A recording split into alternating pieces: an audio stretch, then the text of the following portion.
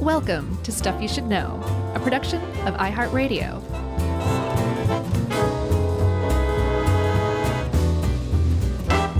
Hey, and welcome to the podcast. I'm Josh, and there's Chuck and Jerry's here too, and this is Stuff You Should Know. And we are giving up right out of the gate on our episode about the Barkley Marathon. That's right. Our friend Chad, we want to shout out our friend Chad Crowley, who we've talked about before, who was the producer and director and showrunner of our TV show back in the day. Right. I got this idea from Chad because we had coffee over the holidays, and he is running ultra marathons now. Wow. Which is a very Chad thing to do. Like, he starts running a handful of years ago and then now is running ultras. Mm-hmm. And I was like, Chad, how long is that? And he said 60 miles generally. Mm-hmm. And I said, could you run to Athens? He said, how far is Athens? And I said, I don't know, I can't remember how far. I said like 80 miles. He said, I could run 100 miles. Wow. But he'd need a ride back. Are you kidding? He said it might take a while, but I could probably run 100 miles. And I'm just like floored by this idea that people can do this. And he said, man, you should do you guys should do an episode on the Barkley Marathons, which I'd heard of before. Oh, really? Which is this ultra marathon plus a trail run plus in the mountains of northeastern Tennessee that is known for just being a crazy race, a crazy hard race, and having a really unusual origin story, an unusual founder, and just how it's all done. It's just this remarkable story, and I agree. Yeah, there's a really great documentary from 2017 called The Barkley Marathon, the race that eats its young, which is a nickname for that race. And there's a few people in there who are seasoned trail runners, ultrathoners, like people who know their stuff and have done crazy things as far as running goes, who are like, this is far and away the hardest race on the planet. Like, there's nobody who's doing anything like this. And if you think you know what you're doing, you're going to be completely amazed at how far off you were in what you thought this is going to be like. It's that hard. Yeah, you got a chance to watch it? Yeah, it was good. And there was a guy who was a special operations, like I guess a special ops soldier. Yeah. Who was like, I've done crazy stuff with my body, and it did nothing to prepare me for this. Yeah, it was really well done. It's on YouTube, and I recommend watching it because it really there's a lot of drama that takes place the year that they did the documentary. I think they did it on 2012 or 2013 maybe. Oh, was it? And it came out in 2017, you said? Oh, okay. So, yeah, I was confused at what year it was. I think it was 2012 or 2013, okay. And it was there's a lot of good drama, so we don't want to spoil some of the stories that happen. Mm-mm. But I recommend watching, and here we go with Barkley Marathons. Oh, okay. So the whole thing about Barkley Marathons is that you can trace them back. I mean, you could start at the very beginning. We talked about in what was the one crazy marathon episode we did not too long ago? It's on marathons. No, it was on a specific marathon in, I think, Los Angeles. Oh, I don't know. We did one of marathons years ago. No, remember the guy who was running the human zoos at the World's Fair came up with he called it the Special Olympics Marathon?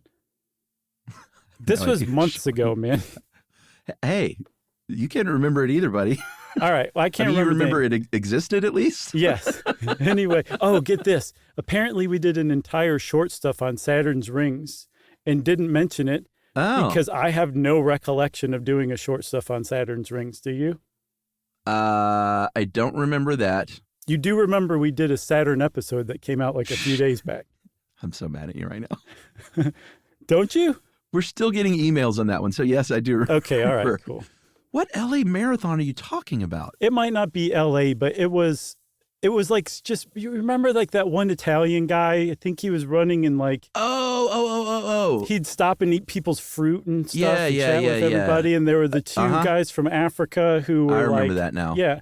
It was, I can't remember where it was or what the name was. What it was. Yeah. Oh boy. People are just screaming at their pod player right now. The sad thing is the whole reason I brought that up, Chuck, was to say that we went over a lot of the origins of marathons in that episode, so we don't need to do that in this episode. Can you believe that we just did all that?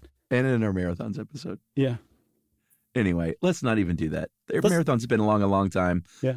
Ultra marathons started in the 1970s, and that's what we're really talking about. And this guy, Gary Cantrell, a.k.a. Lazarus Lake, or Laz, he's in his 70s now. He is the creator, along with his friend, of the Barkley Marathon, whom he named after his friend, a farmer named Barry Barkley. In the documentary, very sweetly over the end credits, they ask him with Barry why he named it after Barry. And he said, well, he used to help me with a lot of races, and I don't know, it just fit. Yeah, Barkley, he's a farmer. He's never run anything like that. And he said, I have no idea why he named it after me. Yeah, so there's no real reason, but they're called the Barkley Marathons. And Cantrell has an interesting story in that he is a former athlete. He's run supposedly over about 150,000 miles in his life, but he smokes Camel cigarettes. He just floods his body with Dr. Pepper. He's older gentleman now and has kind of wrecked his legs from all that running. So he hasn't run for a while, but he got interested in this as a Boy Scout in Tennessee as a teenager or preteen, I guess, when he started doing backpacking trips that he hated. Until he found out there is a great joy in overcoming a hardship and doing something tough physically and completing a goal, and got kind of hooked on that feeling. Yeah, he also apparently really liked the idea that if he continued to work at something, he would continue to improve. Yeah. And that's a big part of running. That's a big part of running. That's a big part of hiking. That's a big part of doing everything that's worthwhile. Hard. Yeah, exactly.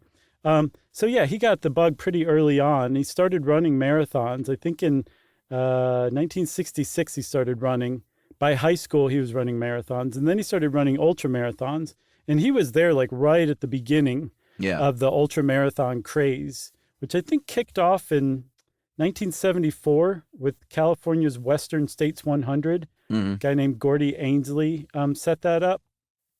And so by this time, the ultra marathons were starting to catch on, and Gary Cantrell was enough of a runner that he knew of these things, but he was also married. He was starting to have kids. He had a job as an accountant, and he just couldn't travel the country to go participate in ultrathons. So he started setting his own up around Tennessee. Yeah, exactly. They first took the form of what he called journey runs, which is, this all sounds fun. If I was into running, I would do something like this. But he and his friends would get together and be like, all right, let's run from Knoxville to Nashville. Or let's run, I love the through run. Their idea of a through run was either from Alabama or Kentucky, running to the other just straight through Tennessee. Let's run through the state of Tennessee. Right. Pretty fun idea. They were doing these. They led to some other kind of legit races. I think one of the two is still around. He called it, and he's always had a sense of humor. You can tell by the way he names these things. The last annual Vol State, obviously volunteer state road race, which is a 311-mile run from Missouri to Georgia in Missouri 10 days. to Georgia. Exactly. A 10-day cutoff time, no comfort stations along the way. You have to source all your own food and water and shelter along the way. And then another one called the Idiot's Run, which I don't think is around, 123-mile all gravel road run. My God. Yeah. That's so bad. That's just such a bad idea. Well, he called it the Idiot's Run for a really good reason. Yeah. And that's his whole jam is like he loves coming up with a kind of race that just is at the border between the possibility and the impossibility of human endurance, of what the human body can actually do. Like he wants it just inside of that limit so that you could, if you push yourself enough, complete this race. But most people are just not going to be able to because it's so close to impossible. Yeah. I mean, many, many years, the Barkley Marathon has no finisher at all.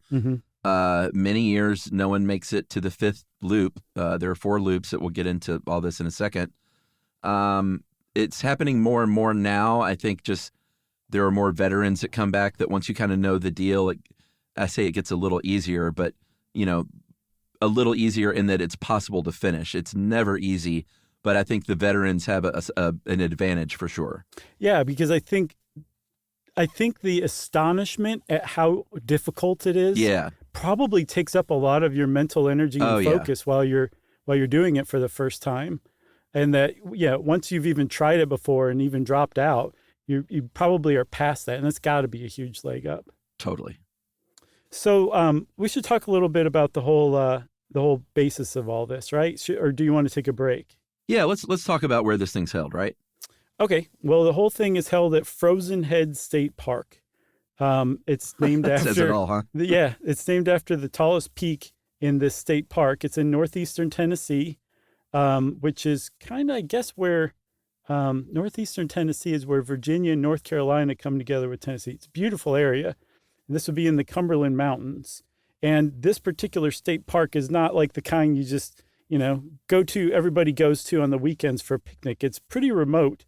It's 330 acres, but this 330-acre state park is surrounded by 24,000 acres of forest land. Mm-hmm.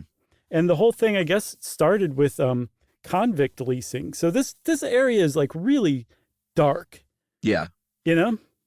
No, totally. And if you look at, they do these aerial shots in the documentary of this prison that we're about to talk about. Mm-hmm. And it's just, it's in the middle of nowhere, like at the bottom of, sort of a ravine and very inhospitable. I mean, you'd like to think about places like Alaska being like, some of the most inhospitable places in the United States. Mm-hmm. But, the mountains of northeastern Tennessee are no joke. No, and this area is inhospitable because of its terrain and in part because of the weather and the elevation. Yeah, but the whole reason there's a prison there is because back in the 19th century, Tennessee started making money by leasing its prisoners, convicts, to mining companies, coal mining companies. Just make a little extra on the side from forcing your prisoners to engage in hard labor, right? Mm-hmm. Well, I think I need to keep a list of all of our episodes handy because I can't remember the name of it. But do you remember that one war, the strike war in the 19th century? And I think coal mines in Mattawan. Mattawan, yes, thank you. In that episode, we talked a lot about what happened also in Tennessee's coal mines where the labor was taking on management and it was resulting in wars. Well, one of the things that resulted out of this in Tennessee was that the laborers, the free laborers who worked for the coal mining companies would frequently help the convicts whose labor was being leased out by the state escape. And so Tennessee was like, well, fine, we're not doing that anymore. But undeterred, they just started setting up their own coal mines and using the prisoners directly instead of leasing them out. Exactly. And they needed somewhere to put those prisoners. Or workers, I guess, / prisoners. So they built a new prison. It is called Brushy Mountain State Penitentiary. And in the 1930s, a lot of that land eventually became that great conservation area that we were talking about, those 24,000 acres. And the New Deal era Civilian Conservation Corps built a lot of trails. It became a natural area, officially in the 1970s. But there are these trails there now. Not like, again, like you said, not like a lot of state park trails that you go to. A lot of these trails are still pretty rough. The prison stayed open, but why we're telling you all this is for a couple of reasons. One is at one point in the race, they navigate through a tunnel, like a little water channel that goes under the prison, and that's part of the race route, where you're definitely going to get your feet wet. I don't think we mentioned you're running through rivers and things, so like wet feet, and it's just a part of the challenge of this race. Yeah. But the prison remained open, and James Earl Ray, the assassin of Martin Luther King Jr., was sent there with 6 other men. He escaped in 1977 from Brushy Mountain and spent 54 hours in that rugged terrain, eventually being recaptured about 8 miles from the prison. And Lazarus Lake, old Laz Cantrell, heard this story, heard they made it only 8 miles in that 54 hours. And he said, man, I could travel 100 miles through that terrain in 54 hours. So he invents this race sort of inspired by this. He said that he still gets hate mail every year and angry letters for people that think it's some sort of tribute to James Earl Ray. And he's like, no, it's the opposite. Like it was started because I'm making fun of the fact that this guy only made it 8 miles and we're doing 100. Right. 130, really. You want to take a break? Yeah, let's take a break. We know the name of the marathon. We know where it takes place. We know who started it and where it came from. And we'll be back with more of the Barkley Marathons right after this. This is SYSK. The purpose of this record is the purpose of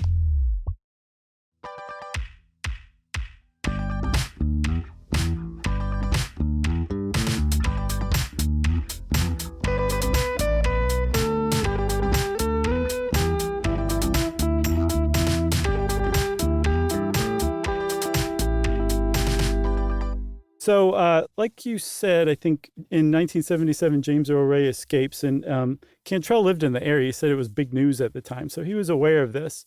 And a few years later, he and his friend Carl Henn, known as Raw Dog, for reasons that I don't want to ask about, they decided... I don't think it was in 1985. I don't think you don't know? All right, good point.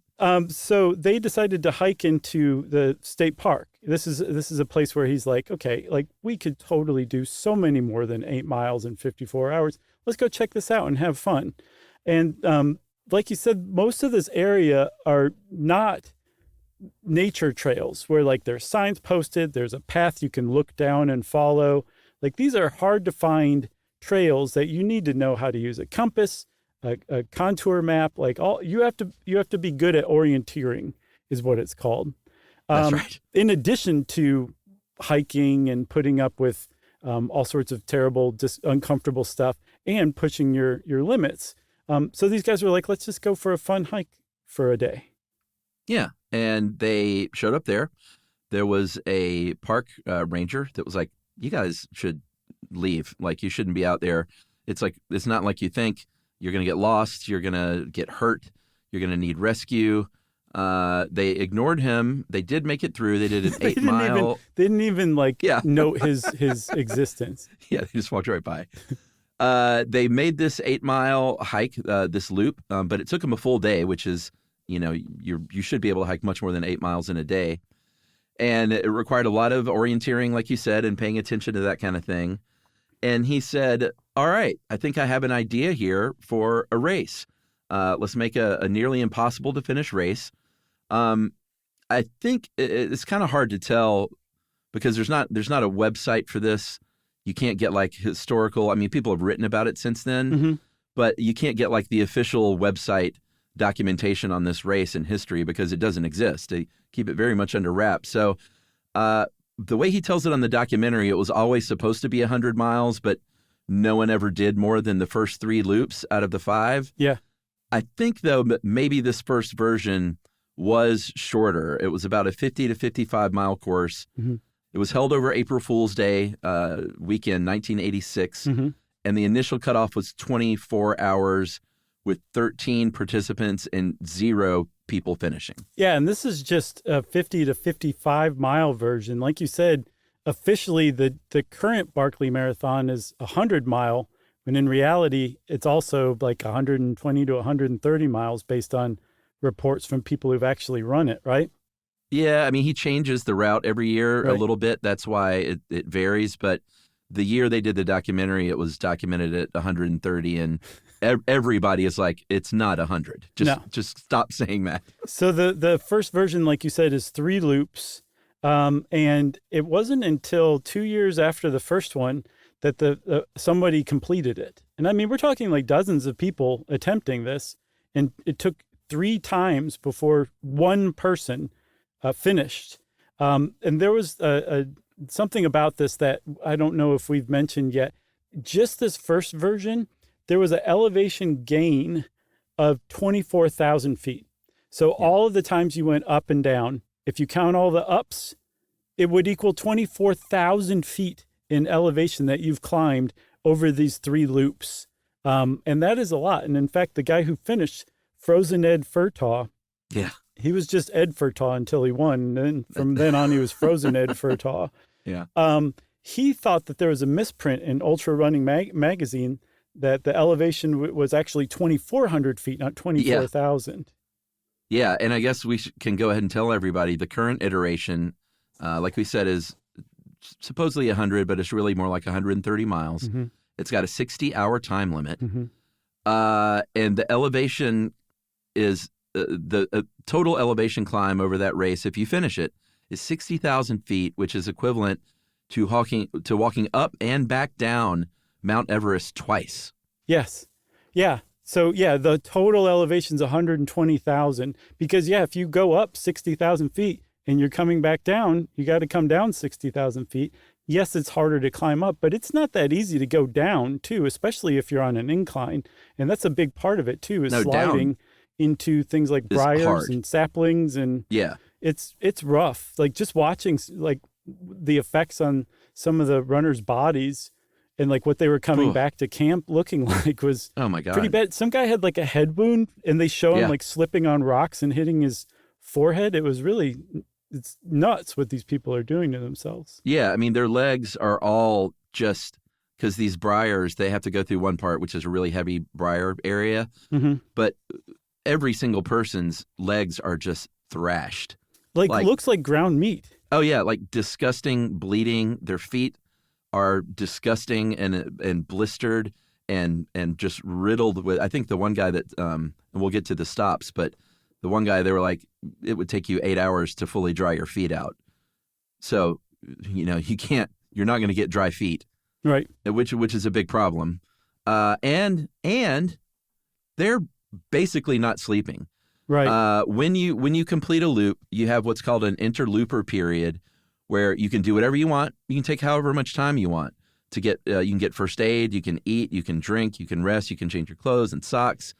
You can take a nap if you want, but that clock is still running. So how long you wait is up to you. Mm-hmm. I think the winner that year said he slept about an hour total. So just try staying up and awake for 60 hours in a chair. Mm-hmm. And without drugs. Yeah, exactly. These people are doing this, and we say it's a run. Like a lot of this is hiking and bouldering and walking and crawling. Mm-hmm. So it's not like they're running the whole time, but it's just brutal.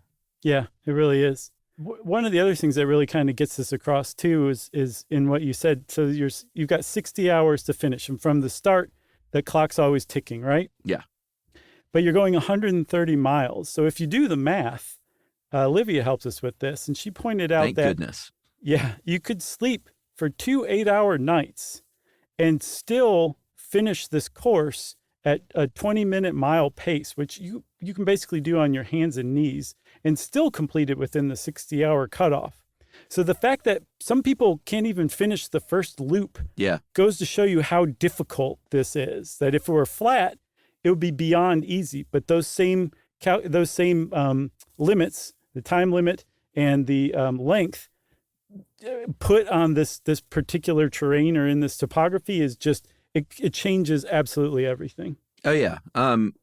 This 12-hour time limit per loop must have come in after the documentary, right? Yeah, that confused me too, because they were finishing in like 13 hours and something like that. I didn't get that. So, yeah, I think it must have been a new one. Yeah, I think so. So finishing the 3 loops, if you finish 3 loops, that is considered a fun run. And that is a designation. And that is a huge accomplishment just to finish the fun run. We should add, he also has a baby Barkley in the fall, the Barkley Fall Classic, mm-hmm. which is a 50K, so 31 miles, and that has about 400 runners. But only about 35 to 40 participants are allowed per year to compete in this thing because of it's out in nature, so the state won't let them have like hundreds of people. Like not a ton of people can go watch. It's just like family, and I think some former winners can be there, and it's it's a pretty small operation because they just can't run roughshod over the area. But they have the 60 hours to complete. Now 12 hours per loop. The first loop is run clockwise. The second loop, which is at night, will go counterclockwise, and then again, day, night, clockwise, counterclockwise. And then this is pretty devious. The final 5th loop, if you get there, the first person to finish the 4th gets a choice, which way they want to run. And then they start splitting people up because almost everybody runs with a buddy or two.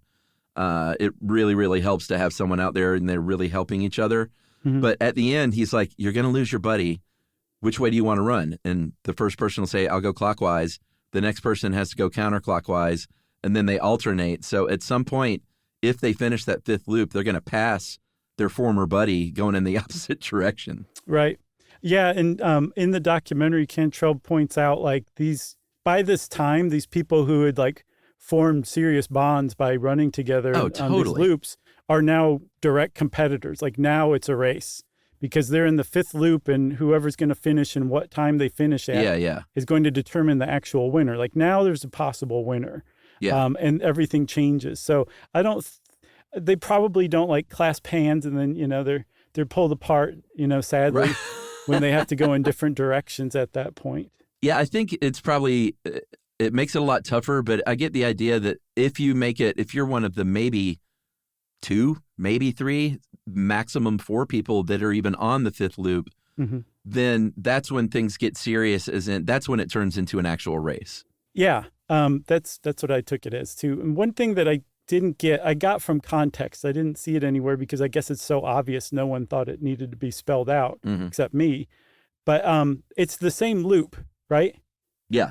Okay, so they're doing the same loop 5 times, which is why they do it clockwise and counterclockwise and different ones at day and night, so that you can't just be like, yep, I remember this. This is nothing. Now I remember exactly what the trail is. You're super disoriented the first time, but it's not like you have it down pat after that first loop necessarily. Yeah, and it definitely doesn't seem like it gets easier because they were finishing, when they were fresh-legged at loop 1, they were finishing in about 8 or 9 hours for the fastest times, and then those fastest people were doing like 12 and 13 hours on the next loop. Through the darkness. Yeah. And we should mention the weather. It's with these huge elevation changes, you're going to go from temperatures sometimes in April in the 80s where it's low to like 10 degrees at night. They have about 100 gallons of water they put out randomly on the course. Like there are no technical water stations, but you'll just happen upon a jug of water. And Laz said that, one year they were 100 8-pound blocks of ice because it was 10 degrees at elevation. Yeah. It's just crazy. I say we take a break and talk about how you would get into this race and then what it's actually like running it. Yeah, let's do it. Okay. This is SYSK. The purpose of this record is the purpose of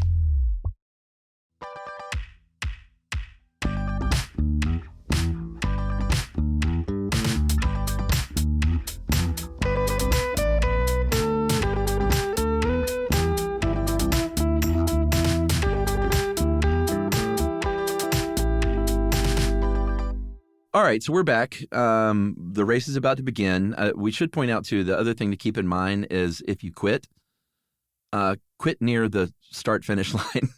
Right. Because, like, a lot of people finish, like, a loop and are like, I'm out. Or maybe the 2, or a lot of people get to that third fun run and they say, that's good enough for me. The one guy in the documentary quit, and it took him 10 hours to navigate back.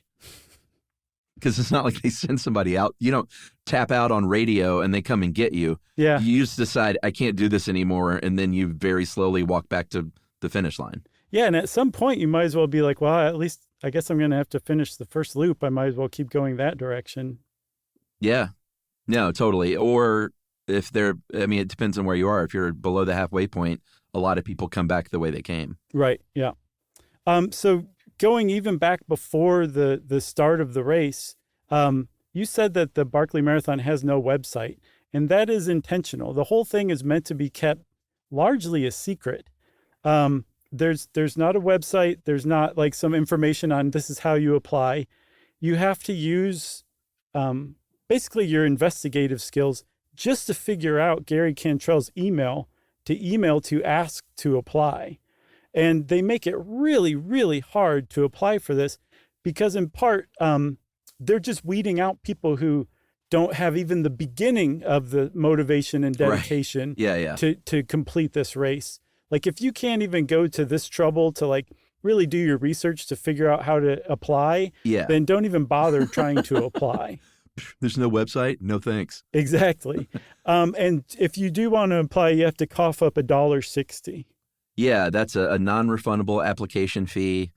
I think most people send in 2 single-dollar bills because he says they don't give change. And he every year he chooses a range of people. Some of them are very experienced. Some of them are random. Every year he chooses one human sacrifice that he said the runners even appreciate, even at the expense of not getting in themselves.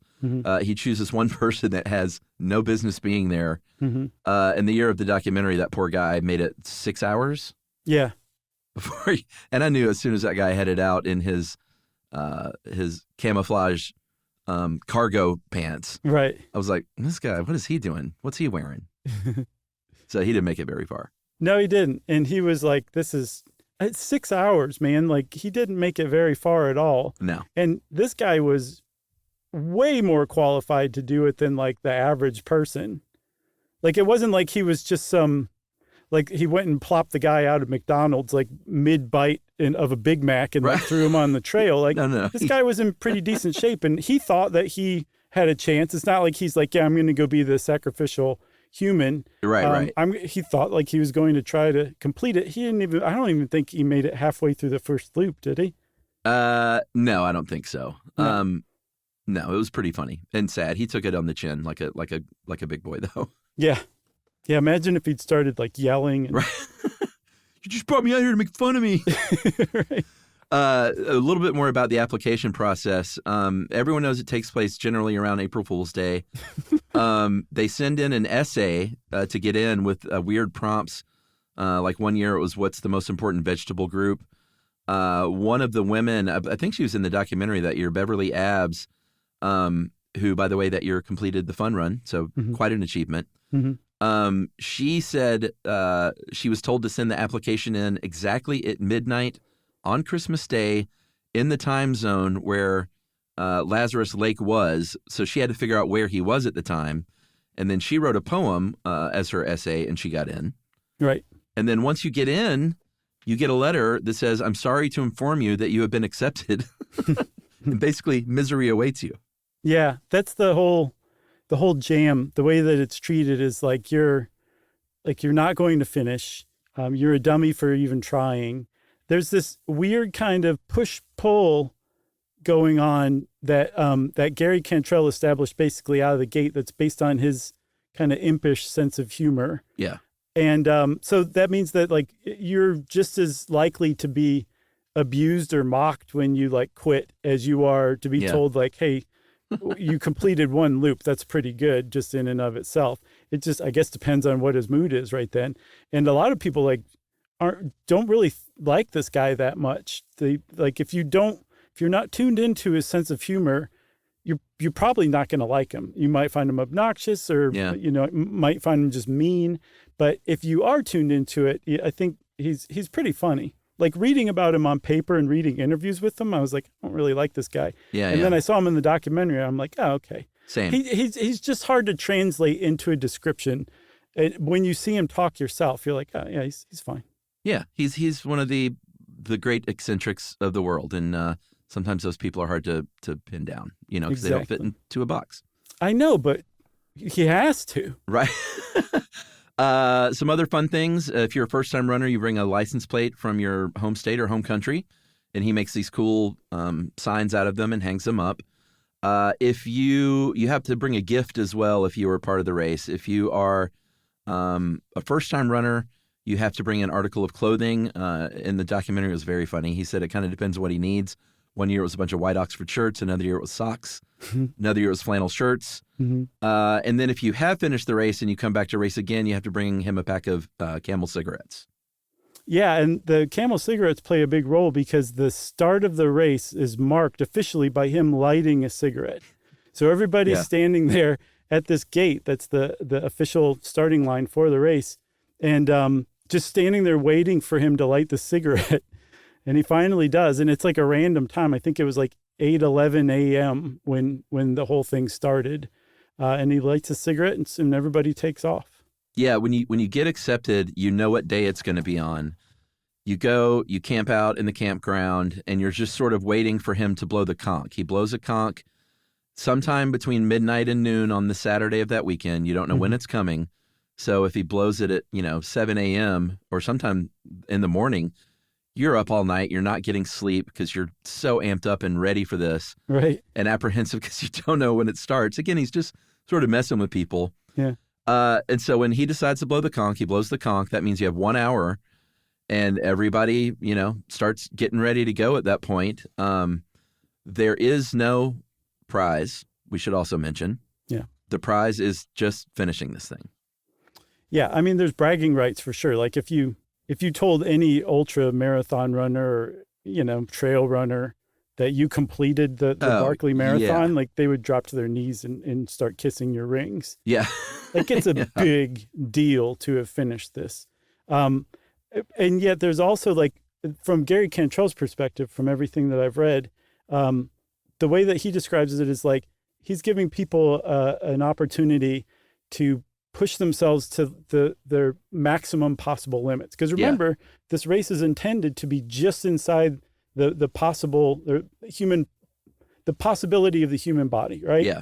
So if you can complete it, like you're doing all sorts of things that you never thought you were capable of doing. Like your mental endurance is among the greatest of people walking around. Yeah. And so, it's way more than just bragging rights. Like if you're into bragging rights, you're probably not even going to finish the first loop. Like if that's why you're doing it and you somehow got accepted, it's not going to translate. So these people don't care about bragging rights, even though they would have bragging rights for life. Totally. I like that one dude, the long-haired guy from Arizona. In the documentary, that was his first one. He just had a cool vibe. Like everyone had a pretty cool vibe. Like it's it has a great spirit of helping one another out. And during the interloper periods which is, by the way, the only time they're allowed to have their sort of aid crew with them. Like they don't, they can't get helped along the way. Right. So this is when they see other people, and there's other former winners there. And when people drop out, they stick around and they're really helping people get their feet together, and they're giving them dry socks and feeding them. And it's just a real great spirit of sort of camaraderie and helping one another out, it feels like. Yeah, it's pretty cool. Yeah, because as people get pared down, the people around them are like, they want to see somebody succeed then. Yeah, for sure. Pretty cool. Real quick, what else as far as housekeeping? No GPS. That's a big one. They can wear they're given a little cheap watch. And I think they banned altimeters in 2014 or 12 or something.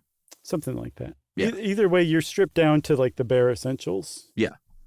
And you have a map, but you don't have a copy of their map. They give you the master map to use to trace the route onto your own map. Right. And if you trace it incorrectly, well, that's TS for you. Yeah. And people do get lost, like a lot. There was one guy who, oh man, I don't remember what year it was. Oh, in 2006. Yeah. This guy wandered off the course and spent 32 hours trying to get back. Oh man. And in the end, he only did like 2 miles of the actual course. Right. He wandered so far off course. So the way he put it, he did 16-hour miles in this race. God, I felt so bad for that guy. Yeah, for sure. Yeah. And then what else, Chuck? This is to me, this is kind of one of the coolest things, because the whole time until we had gotten to this part, I was like, well, how do they know that people are running that route? Because they're not staked out along the way. In the documentary, they had some people staked out a little bit just to get some footage, but it's not like they have people at checkpoints that are making sure they're on the route and all that. He did something pretty lo-fi and genius, which was he puts 10 books out, 10 to 12, depending on the year, at different points along the way, and you have to rip the page out corresponding to your bib number, and that is the proof that you ran the real route. You have to show up with, depending on how many books, 10 or 11 pages when you touch that start-finish line, and you have to turn them over to Cantrell, and he has to look them over and verify it. Yeah, and I'm guessing, are the books in the same place every time? That I'm not sure about. But I do know that they hide them. They're not just always out in plain sight. Like one of the things, you're having to stay oriented, you're having to push your body and endure, and then you're also at the same time having to make sure you don't trot past one of the books, so you have to backtrack and get the page out. Yeah, I mean, the one guy, the year of the documentary that won and set the record, I think he said he spent a couple of hours looking for the book at one My stop. God. I would Yeah. lose my mind, man. Oh, yeah. And also, if you're like, well, how do you get the same page 11 times? You get a different bib number for each loop. So you would That's be tearing right. out a different page each time.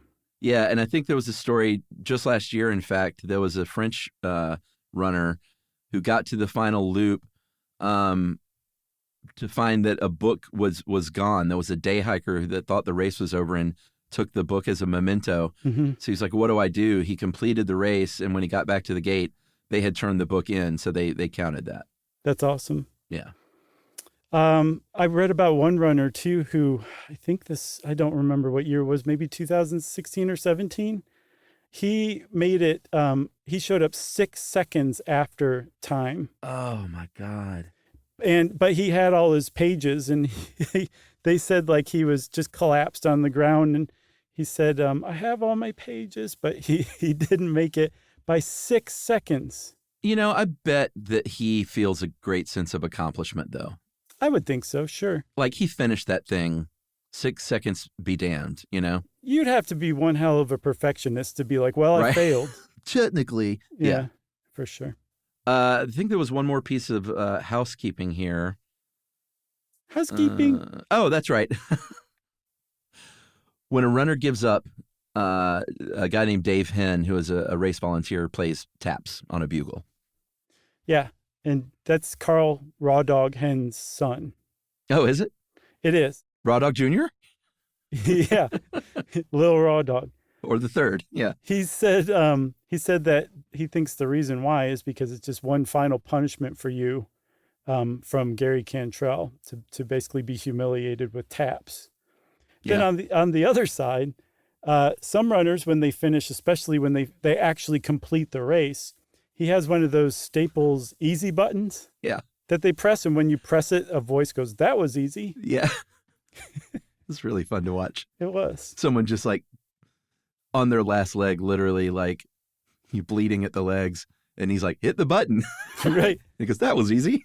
Yeah, the guy who was on the documentary I think his name was John Kelly. He finished second of 2, I think, that year, or maybe 3. And they show him, and he's just totally out of it. Like, he's sitting on a chair with people surrounding him talking, and Yeah. he's just in another world, like Oh, totally yeah. out of his skull, because he hadn't slept at all like that whole time. Yeah, 60 hours. It's crazy. Oh man, the one guy that couldn't in the documentary that tapped out and was just like crying. Oh, I don't remember him. Which one? Oh boy, that was tough. He had kind of dark curly hair, and he was pretty pumped up going into it about his chances. And yeah, I mean, what can you say about a race where like whatever, probably 98% of the people never finish it? Right.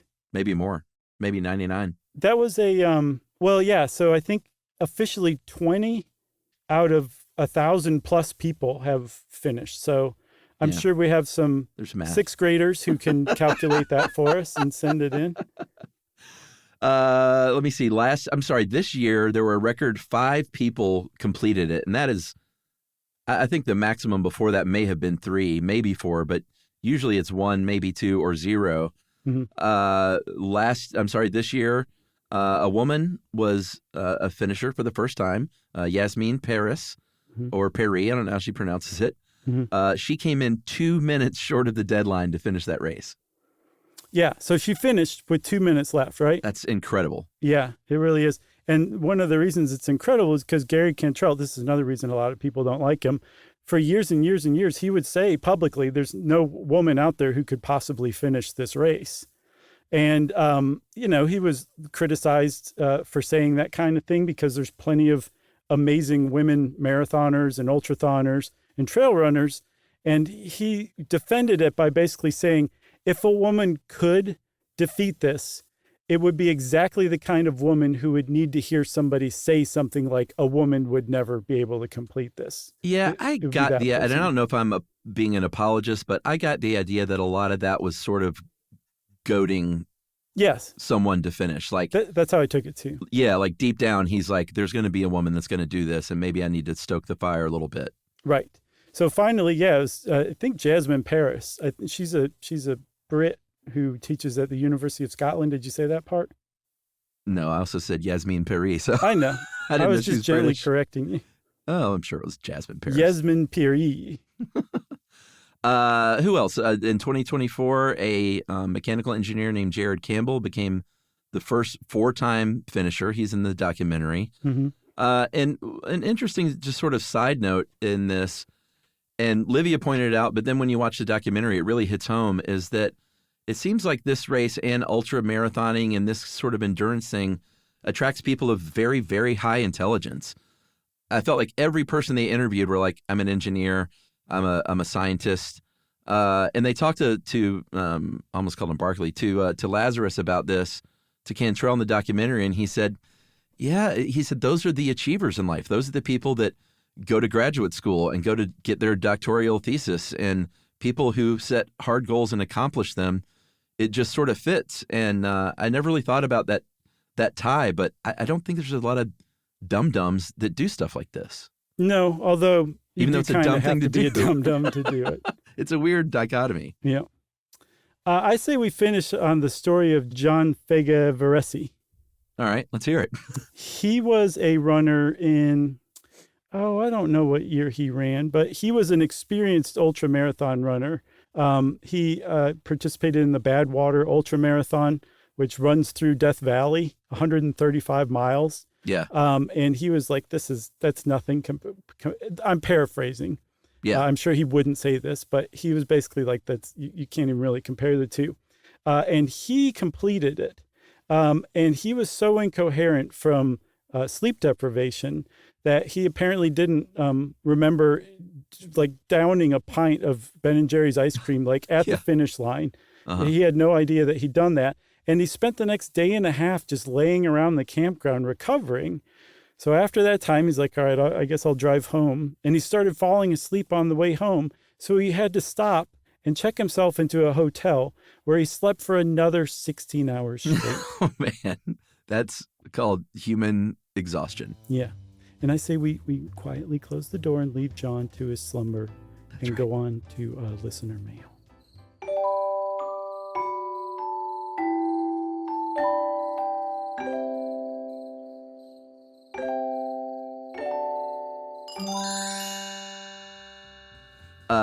I do want to shout out the record, though. Brett Mon, who is won it a few times now. I think he's a physicist.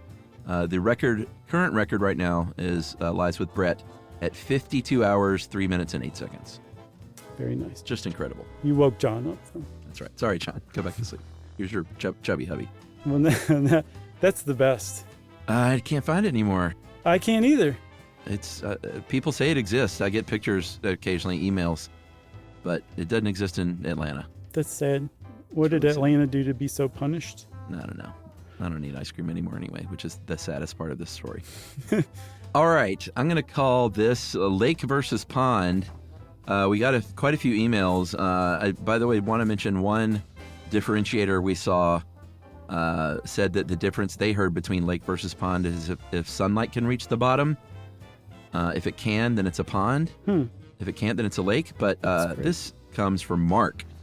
Hey, guys, the answer, I think, depends on who you ask, but as an ambassador from the land of 10,000 lakes, Minnesota, which is technically 11,842 lakes, perhaps I have a bit of clout. Most folks would assume the difference has something to do with size and depth. It's not quite that simple, though. According to a 2012 CBS News article, retired DNR water supervisor Glenn Yackel suggests that a lake needs to be large enough and deep enough to allow for wave action to be considered a lake that can clear vegetation from its shoreline. A pond, on the other hand, lacks this wave action, meaning its shoreline is typically surrounded by vegetation without clear boundaries.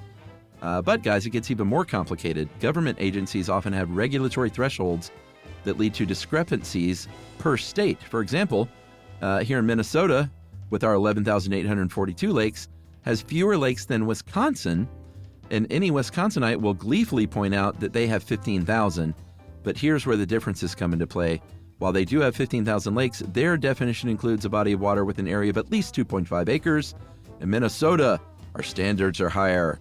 And to qualify as a lake here, we must cover at least 10 acres. If we lowered our threshold to match Wisconsin's, we wouldn't dare dream of it, though, we'd have over 20,000 links. Wow, Chuck, I feel more lake informed than I ever have been in my entire life. For real. That is from Mark.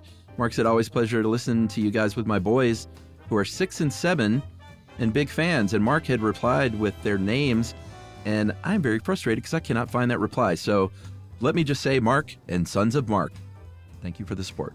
Yes, and I can vouch for Chuck, Mark. We just edited out many minutes of him searching for that email. right. So he I really tried. did give it a try. Sorry, guys. But they're 6 and 7, so maybe that's for the best. Right. If you want to be like Mark and his unnamed sons, you can write to us as well. Send us an email to stuffpodcast@iheartradio.com. Stuff You Should Know is a production of iHeartRadio. For more podcasts from iHeartRadio, visit the iHeartRadio app, Apple Podcasts, or wherever you listen to your favorite shows.